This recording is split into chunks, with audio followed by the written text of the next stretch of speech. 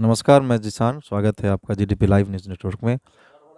अभी हमारे सामने मिस हैं, रूपम भारती, जिनसे हम लोग जानेंगे कि किसान जो हमारा अगर खेती करे, पर्ल की, सीप की अगर खेती करे, मोती की खेती करे, तो कैसे फ़ायदा कमा सकता है और कितना बेनिफिट है। जो कि मोती की जो खेती है अपने बिहार में बहुत नई है और इसको बहुत ज़्यादा लोग जानते नहीं हैं, अवेयरनेस की कमी है। तो मैं स्वागत है रूपम जी आपका। बहुत बहुत धन्यवाद सर। अ, दर्शकों से मैं बात करना चाहूँगी कि हम लोग जो अभी बात करेंगे पर्ल कल्चर के बारे में, तो सबसे पहले हम जानेंगे कि पर्ल कल्चर है क्या। पर्ल कल्चर मतलब मोती की खेती। तो अभी तक जो मोती हम लोग देखते हैं कि मोती सिर्फ बिकता है, लेकिन हमें ये नहीं पता है कि मोती की खेती भी होती है। तो अभी हम बात करेंगे मोती की खेती भी होती है और वो कैसे होती है। ओके। तो सबसे पहले मोती जो होती है वो 3 टाइप की होती है। जो हम लोग नॉर्मली खरीदते हैं वो होती है नेचुरल पर्ल, जो कि नेचुरली किसी रिवर में वो होती है और नेचुरली सीप उनको बनाते हैं। दूसरी जो आर्टिफिशियल पर्ल, जो कि बहुत सस्ते में उसकी जो माला आती है, वो क्या होती है, वो केमिकल से, जो आर्टिफिशियल सिंथेटिक मटेरियल से उसको कोट करके उसे बनाया गया होता है। और जो थर्ड टाइप होता है वो होता है कल्चर्ड पर्ल, जिसकी बात हम अभी करेंगे। अच्छा, बहुत बढ़िया। नहीं, मोती की भी 3 प्रकार किस्में होती हैं। अभी तक हम लोग जान रहे थे कि सारी मोती एक ही तरह की होती है। अभी हम लोगों ने जाना कि 3 किस्में हैं और आगे डिटेल्स बताएंगे कि कैसे क्या क्या है, तीनों का क्या फॉर्म है, तीनों का क्या मार्केट प्राइस है। जो नेचुरल पर्ल होता है वो तो बहुत कॉस्टली होता है। और जो सिंथेटिक आर्टिफिशियल पर्ल होता है, जो कि सिंथेटिक पर्ल भी हम उसको बोल सकते हैं, क्योंकि उसमें सिंथेटिक मटेरियल यूज होते हैं, तो वो काफ़ी सस्ते होते हैं। लेकिन जो कल्चर्ड पर्ल है, इसकी जो प्राइस डिसाइड होती है इसकी क्वालिटी के ऊपर, कि ये किस क्वालिटी की, उससे इसकी प्राइस डिसाइड होती है। ये मिनिमम 150 से और ऊपर मैक्सिमम का मुझे आइडिया नहीं है, 2000 तक की इसकी प्राइस होती है एक मोती की। बहुत बढ़िया। और जो मोती होती है वो 82 से 85% कैल्शियम कार्बोनेट की बनी होती है, 10 से 13% ऑर्गेनिक मैटर और 2 से 5% उसमें वाटर का मिश्रण होता है। मोती को हर जगह पे अलग अलग नाम से जानते हैं। तो अभी हम अगर कल्चर्ड पर्ल का करने जा रहे हैं, पर्ल कल्चर करने जा रहे हैं, तो उसके लिए जो हमारा सबसे बेसिक जो ये होगा, बेसिक हमारा अप्रोच होगा, वो होगा कि हमें एक ऐसे एरिया लैंड का सिलेक्शन करना जो कि प्रीडेटर मीन्स कि वहाँ पे कोई ऐसा दूसरा चीज़ ना हो जो उसको खा ले। तो हमें इससे फ्री होना चाहिए, हमारा वो फ्लड से फ्री होना चाहिए। ये नहीं कि हम मोती की खेती करें, बाढ़ आ गई और हमारा सारा इन्वेस्ट मोती सब उसमें बह गए, तो ये भी हमें नहीं होना चाहिए। तीसरा कि वो वहाँ पे किसी भी तरह का पहले से डिजीज़ का इन्फेक्शन हो, कोई भी बीमारी उस मिट्टी में पहले से ना हो। अगर बीमारी होती है तो बाकी फर्स्ट 2 का तो कोई उपाय नहीं है, बट थर्ड का अगर बीमारी है तो हम उसको चूने या फिर किसी और चीज़ का छिड़काव करके हम उसको अपने कल में फ्री कर सकते हैं, डिजीज़ फ्री कर सकते हैं। तो ये हमारा बेसिक हो गया कि हम जो कर रहे हैं मोती की खेती, उसके लिए हमें कैसा लैंड होना चाहिए। तो ये जब मोस्टली सारे ही गाँव में इस तरह के लैंड अवेलेबल होते हैं। अब हमें बात करते हैं कि हमें कितने लैंड की आवश्यकता होगी। तो हमें जो लैंड चाहिए वो 1 एकड़ का 1/4 से लेके हम ज़्यादा जितना करें। वैसे हम जो फ्रेश वाटर कल्चर करते हैं, हम पर्ल कल्चर, वो हम एक टैंक से, जो आता है सिंटेक का टैंक, उससे के टैंक से लेके हम पॉन्ड, रिवर, रिजर्वायर हम हर जगह कर सकते हैं ये फ्रेश वाटर कल्चर पर्ल की। उसके बाद अगर हम पर्ल सबसे पहले हम जानते हैं कि ये मोती कल्चर तो हम कर रहे हैं, सुन रहे हैं, लेकिन वो करेंगे कैसे? तो पर्ल जो होती है कि उसके अंदर ना हम एक उसके जो मजल आते हैं, मजल बोले तो जो पर्ल होती है, जो ऐसे सीप का जो शेप होता है इस तरीके का, हम वैसे उसको खरीद कर लाते हैं मार्केट से और उसके अंदर हम उसको ऑपरेट करते हैं और हम छोटा सा एक आता है जो कुछ केम आता है सब्सटेंस, उस डाई डाई को हम उसके अंदर एक्युमुलेट करते हैं, मीन्स कि उसके अंदर डालते हैं। जैसे कि सिंपल बताएं मोती बनता कैसे है, तो अगर हम कोई भी एक गाढ़ा पेंट हो और उसके अंदर हम कोई भी आकृति डालेंगे पेंट के अंदर, तो वो क्या होगा, वो अंदर से उसी का कलर, वो मतलब उसके अंदर एक मोटा सा परत उस पेंट का चढ़ जाएगा और वो वैसा ही दिखेगा। ठीक ऐसा ही मोती में होता है कि हम जो भी चीज़ उसके अंदर डालेंगे ना, वो उसके ऊपर वो एक कोट कर देगी, जो कैल्शियम कार्बोनेट की कोट होती है वो कोट कर देगी, और जिस शेप का हम डालेंगे उसी शेप का उसके अंदर से वो कोट होके मटेरियल निकलेगी। हम इसी थ्योरी पे ये भी बनाते हैं डिजाइनर पर, जिसके अंदर हम अलग अलग धार्मिक चीज़ों को रखते हैं, धार्मिक प्रतीकों को, जैसे कि या तो हम कोई मूर्ति का रख सकते हैं, कोई अदर जैसे कि क्रॉस रख सकते हैं, कुछ भी रख सकते हैं, तो जो भी रखेंगे ना उसके ऊपर वैसे ही वो कोट करेगी। तो ये हम जी, आपका कुछ सवाल है संदेश? सवाल ये है कि समाज को ये चीज़ समझना है कि जैसे धार्मिक चीज़ें होती हैं, जैसे लक्ष्मी जी के ऐसा मोती बन गया, उसका वो 4,000 5,000 3,000 मोती जी के मोती के लक्ष्मी बन गए, मोती के गणेश बन गए। तो हम मोती गणेश रूपी मोती जब उसके पेट में डाया डालेंगे तब हमारा गणेश बन के निकलेगा, और तब उस मोती का जो कीमत होगा वो होगा 5,000 4,000 3,000। तो इसको डिटेल्स इस तरह का है कि हम डिजाइनर अगर मोती डालते हैं तो वो 1500 से ऊपर में ही बिकना है। और अगर किसी 1 पाउंड में हमने 1,000 अगर मोती डाला है, अगर डिजाइनर मोती हम डालते हैं तो उसको थोड़ा सा टाइम ज़्यादा लेता है। वो हमारा 1 साल में 10 महीने में लगभग तैयार होगा। और 1 पाउंड में अगर हम 10,000 मोती डालें या 2,000 मोती डालें या 1,000 मोती डालें, तो 1,000 मोती को अगर 2,000 से भी गुना कर दीजिए, डिजाइनर मोती है तो उसके क्या स्थिति होगा। चलिए, ये जो हमारे दिनेश सर थे इन्होंने बताया कि मोती की कीमत जो है वो उसके डिज़ाइन पर डिपेंड करती है। अगर हम डिज़ाइनर मोती बनाते हैं तो वो उसकी कीमत हमको 1,000 से 2,000 मिलती है। और अगर जाहिर सी बात है, अगर हम किसान प्रोडक्शन में आया है और वो डिज़ाइनर डालेगा तो इनकम पर डिपेंड करेगा, तो ज़्यादा डिज़ाइनर डालेगा ताकि वो ज़्यादा कमा पाएगा। बहुत बहुत चलिए आगे आप जोड़िए, आप इसमें क्या जोड़ रही थी? सर का कुछ हाँ सवाल है? सर, आपका कुछ सवाल है? ये हमारे पास अभी गजेंद्र सर हैं, वो ये भी किसान हैं और इनका कुछ सवाल है सर। पोखर में जो हम मोती डालेंगे उसमें कितना माने पानी के नीचे, और उसका थैला क्या होगा उसके बारे में विस्तार से जो है हमको बताइए। पोखर में हम डालते हैं तो उसमें पानी की जो नीचे गहराई होती है वो ज़्यादा नहीं होती है, वो 1 मीटर तक ही होती है। और उसमें डालने का तरीका है कि हम साइड से नेट लगा के और उस नेट में हम पानी डालते हैं मोती को। मछली की तरह, जैसे मछली क्या होती है पूरे पोखर में तैरती रहती है, तो मोती में ये चीज़ नहीं होता है, वो बस साइड में वो अपना रहती है। वो पूरे पोखर में जी जी जी। एक्चुअली होता क्या है कि कुछ मछलियां हैं जो ज़मीन के 8 फीट नीचे होती है, कुछ मछलियां 6 फीट नीचे होती है, कुछ 5 फीट नीचे होती है। मोती वो 3 फीट 4 फीट खोजती है। तो पहला चीज़ है कि ये फायदेमंद तब है जब हम 8 फीट गहरा करते हैं, 7 फीट गहरा करते हैं, तो कुछ मछलियां हैं जो 7 फीट नीचे ही होगी, कुछ मछलियां ऐसा है जो 5 फीट नीचे होगी। और जब हम 3 फीट नीचे हमारा कौन रहेगा, तो हमारा मोती रहेगा। इसलिए एक पानी में हमारा 2-3 चीज़ें का खेती हो गया। तो हमें पहले एक जानना पड़ेगा, पेंगुइस मशीन मछली होती है, रोहू होती है, कतला होती है, तो कौन मछली कितने फीट के ज़मीन पर तैरती है। सिर्फ खाना खाने के समय वो ऊपर आएगी, कुछ खाना ऐसा है जो नीचे जाएगा तो तभी वो खाना खाएगी।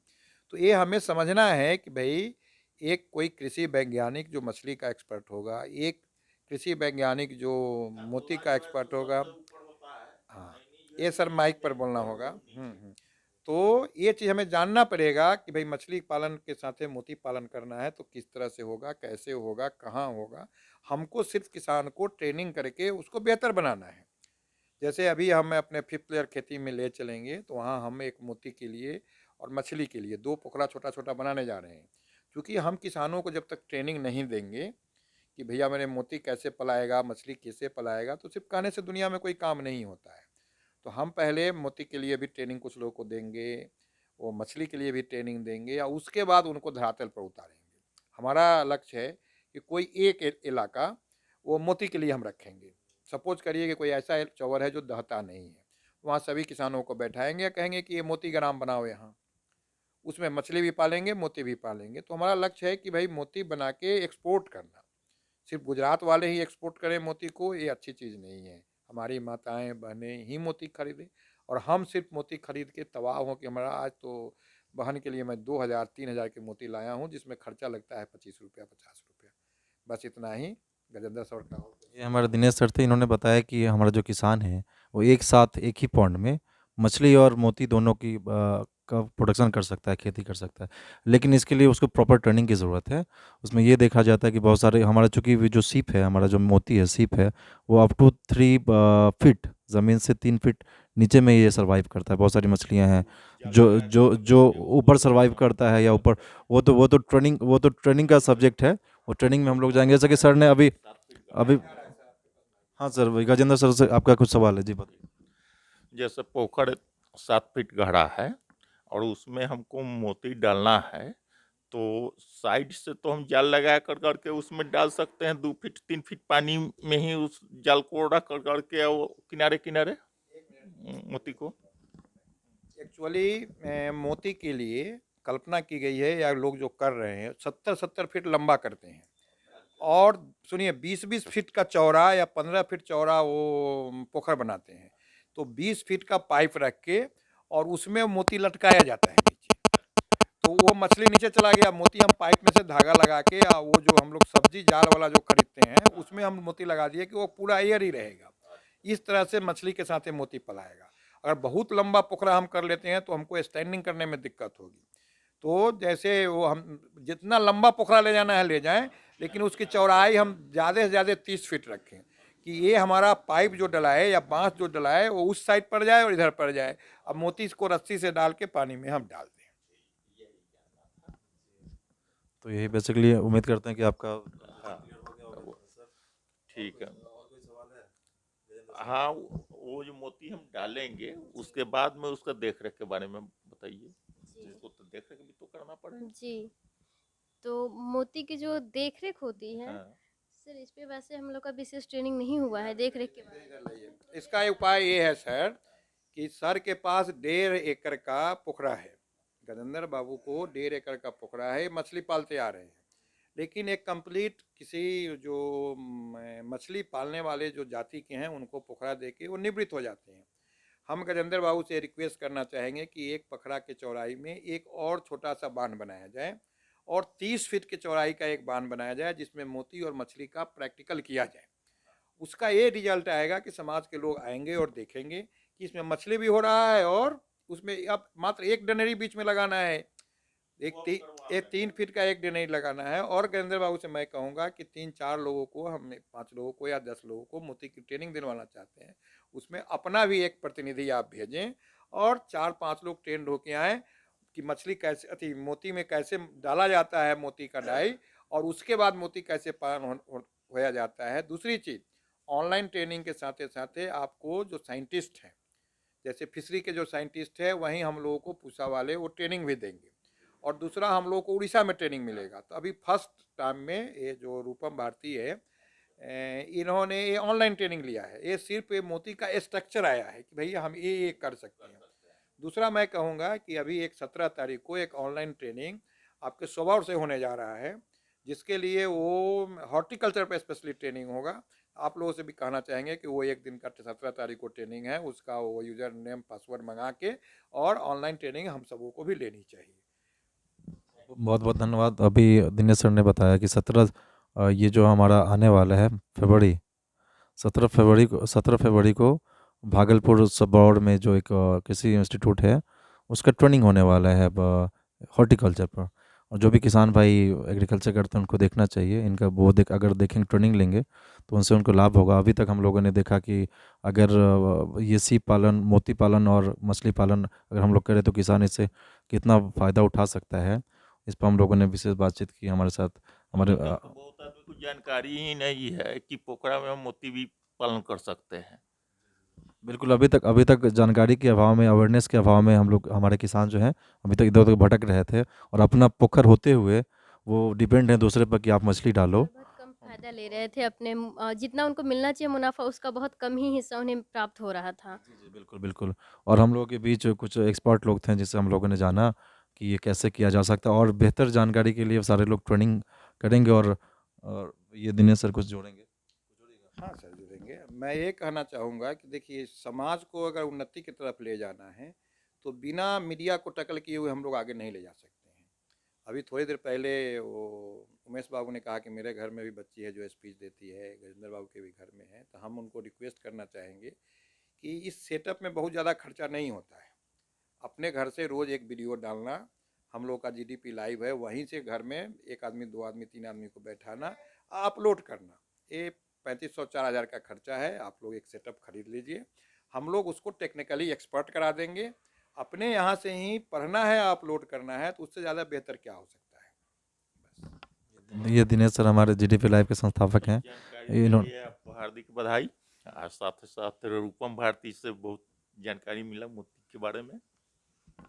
ध- अब हम लोग चलना चाहेंगे धन्यवाद। अभी तक हम लोगों ने जाना कि कैसे फार्मिंग कर सकते हैं पर्ल की। और अगर किसान अवेयर हो जाए, अभी तक हम लोग के पास अवेयरनेस की कमी है। और बाकी लोग अगर ट्रेनिंग करें, और ट्रेनिंग के लिए संपर्क हमारे यहाँ कांटेक्ट कर सकते हैं जीडीपी लाइव न्यूज़, हमारे जो दिनेश सर हैं। और इनके यहाँ पूरा प्लानिंग है कैसे क्या करना है, और ये जो एग्रीकल्चर पर पूरा फोकस कर रहे हैं। और इनका मोटो है कि जीडीपी, ये जो न्यूज़ चैनल आप देख रहे हैं जीडीपी, जीडीपी का मतलब होता है ग्रॉस डोमेस्टिक प्रोडक्ट।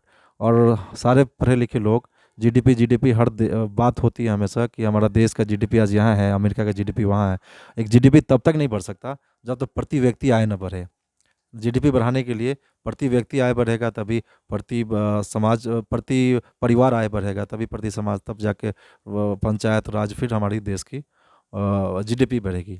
इसके लिए जीडीपी बढ़ने के लिए हम सबको, और कृषि, जीडीपी में हमारा कृषि का एक बहुत बड़ा योगदान है कि कृषि और शिक्षा, इस दोनों को हम जीडीपी यानी बढ़ाने में, इस दोनों को हम कभी भी अनदेखा नहीं कर सकते हैं। आज तक की जो भी सरकारें हैं, सिर्फ सिर्फ इसमें हमारे घोषणाओं में किसान और बेरोजगार और युवा है, लेकिन ज़मीन पर नहीं है।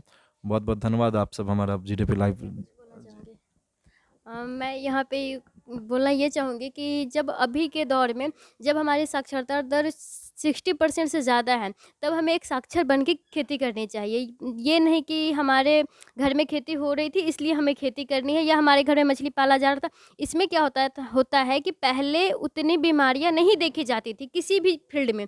अब है कि हम कुछ भी करें उसमें बहुत तरह की बीमारियां, बहुत तरह के नुकसान देखे जाते हैं, जिसकी वजह से लोग हतोत्साहित होकर वो चीज़ छोड़ देते हैं, या तो खेती करना, और वो जो खेती से उन्हें अच्छा खासा लाखों का मुनाफा वो छोड़कर शहर में जाकर मजदूरी करते हैं, उनके पास अच्छी खासी ज़मीन होते हुए भी, बस नॉलेज के अभाव में। तो मैं सब लोगों से ये रिक्वेस्ट करूँगी कि आप ना ये गलती ना दोहराएं, जितने लोग दोहरा चुके हैं दोहरा लिए, नहीं तो फिर जैसा इस बार हुआ था, कोरोना की वजह से लॉकडाउन हुआ, फिर लोग को पैदल घर आना पड़ा, लोग को बहुत सारी मुसीबतें झेलनी पड़ी। इससे बेटर है कि आपके पास जो ज़मीन है आप उसमें ट्रेनिंग लेकर उसके बारे में पढ़कर फिर खेती करें। जब आप पढ़ेंगे ना, मतलब जो बेसिक सी पढ़ाई होती है किसी भी चीज़ को लेकर, जितनी बीमारियां उसमें पॉसिबल है वो सारी की सारी पढ़ा दी जाती है, चाहे वो आप अपने आजीवन भर उस बीमारी से कभी आपका पाला ना पड़े, बट फिर भी आपको पढ़ा दिया जाता है। कहीं अगर आपके खेत में वो बीमारी लगती है तो फिर आप उसे कैसे टैकल करेंगे।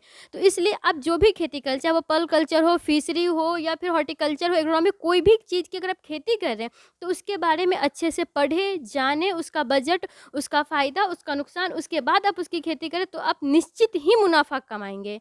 और जब हम आज खुद को शिक्षित बोल रहे हैं तो हम सिर्फ बोलने के लिए ही शिक्षित ना हो, बल्कि हम शिक्षित बने और इस चीज़ का फ़ायदा उठाएं। बस इतना ही, धन्यवाद। रूपम ने बहुत अच्छी बात बताई कि अगर हम कोई चीज़ करने जा रहे हैं उसके बारे में हम प्रॉपर ट्रेनिंग नहीं ले पाते हैं, जिस वजह से हम करते हैं लेकिन फेलियर हो जाते हैं। इसलिए हम कुछ भी करने जाते हैं उसके पहले रिसर्च करें, उसकी प्रॉपर ट्रेनिंग लें, तब जाके इम्प्लीमेंट करेंगे तो वो ज़्यादा हम बेहतर कर पाएंगे और हम उसमें सक्सेस हो पाएंगे।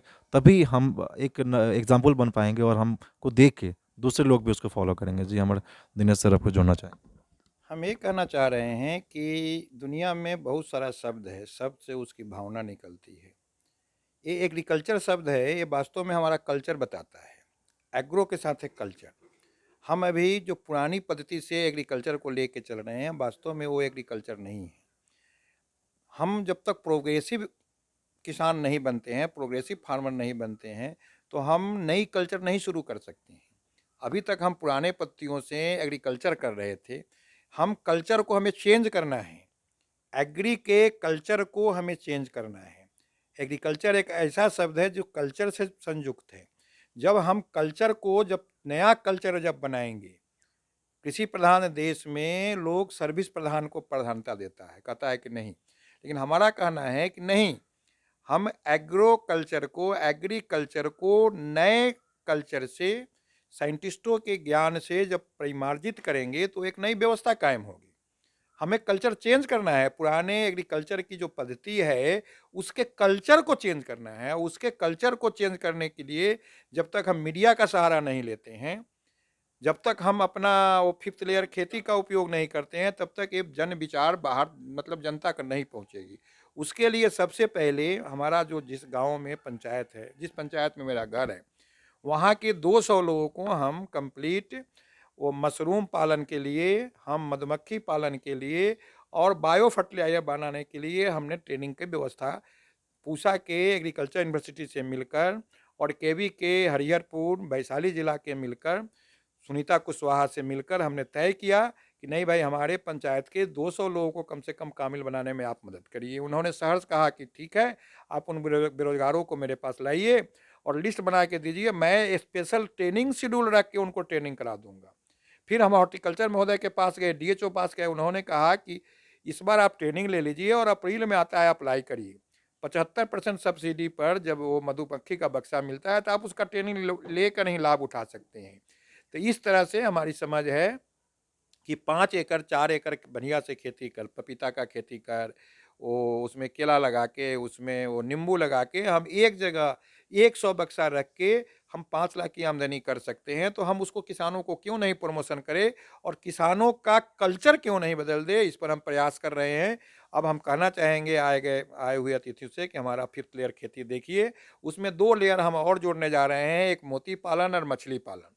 मतलब कि 7th लेयर होगा और 7वां लेयर हम उसमें मधुमक्खी पालन करेंगे, जो 20 फीट ऊंचे या 15 फीट ऊपर पर मचान बना के मधुमक्खी का बक्सा रखेंगे और 5 एकड़ में हम 100 मधुमक्खी का बक्सा रख के ये साबित कर देंगे कि भाई कृषि की जो योजनाएं हैं वो धरातल पर कैसे उतरती है। धन्यवाद। बहुत बहुत धन्यवाद किसान भाइयों, आपने हमारे दिनेश सर को सुना और इन्होंने भी करके दिखाया है और कि कैसे अभी तक इन्होंने बताया कि हमारा जो एग्रीकल्चर है वो एग्री के कल्चर को हमको बदलना है, उस पर फोकस करना है। इसके बारे में इन्होंने बहुत सारी बातें बताई और आगे हमारे चैनल से जुड़े रहिए, सब्सक्राइब करिए, लाइक करिए जीडीपी लाइव, ताकि हम आप तक और किसान से जुड़े हुए मुद्दे आप तक पहुंचाते रहें। आप सबका बहुत बहुत धन्यवाद। नमस्कार।